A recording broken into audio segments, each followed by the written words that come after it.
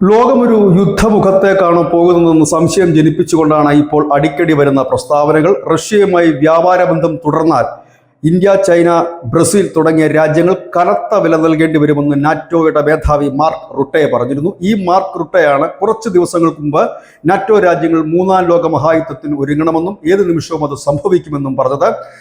അതിന് അദ്ദേഹം പറഞ്ഞ കാര്യം ഈ തായ്വാനെ ചൈന ആക്രമിക്കും എന്നാണ്. അതേസമയം തന്നെ റഷ്യ നാറ്റോ രാജ്യങ്ങൾക്ക് നേരെ ആക്രമണം അഴിച്ചുവിടും. അത് നാറ്റോ സഖ്യത്തെ തളച്ചിടുന്നതിന് വേണ്ടിയിട്ടാണ് റഷ്യ അത്തരത്തിലൊരു നീക്കം നടന്നത്. ഈ അവസരം മുതലെടുത്തുകൊണ്ട് ചൈന തായ്വാൻ കീഴ്പ്പെടുത്തും എന്നുകൂടി പറയുന്നു.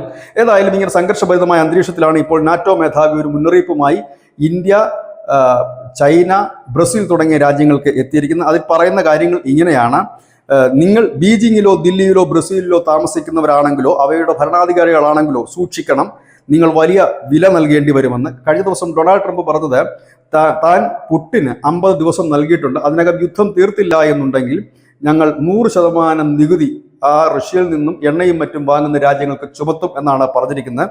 ഇപ്പോൾ റുട്ടെ പറയുന്നത് ഈ രാജ്യങ്ങൾ, അതായത് ഇന്ത്യയും ബ്രസീലും ഒപ്പം തന്നെ ചൈനയുമൊക്കെ പുട്ടിനിൽ സമ്മർദ്ദം ചെലുത്തി യുദ്ധം അവസാനിപ്പിക്കണം, ഇല്ല എങ്കിൽ നിങ്ങളായിരിക്കും കനത്ത വില നൽകേണ്ടി വരുന്നതെന്ന്. അതായത് ബ്രിക്സ് രാജ്യങ്ങൾക്കെതിരെ വാളെടുക്കുക എന്നൊരു നിലപാടുമായി മാർക്ക് റുട്ടെ എന്ന നാറ്റോയുടെ മേധാവി രംഗത്തെത്തുന്നു. ഒപ്പം തന്നെ ഡൊണാൾഡ് ട്രംപ് കഴിഞ്ഞ ദിവസം അത്തരത്തിൽ പറയുന്നു. അതായത് നാറ്റോ സഖ്യത്തെ ഒരുക്കി നിർത്തിക്കൊണ്ട് ഒരു യുദ്ധം അവർ പ്രതീക്ഷിക്കുന്നു എന്ന് തന്നെ പറയേണ്ടി വരും. ഏതായാലും നിർണായകമായ ദിവസങ്ങളിലൂടെയാണ് കടന്നു പോകുന്നത്.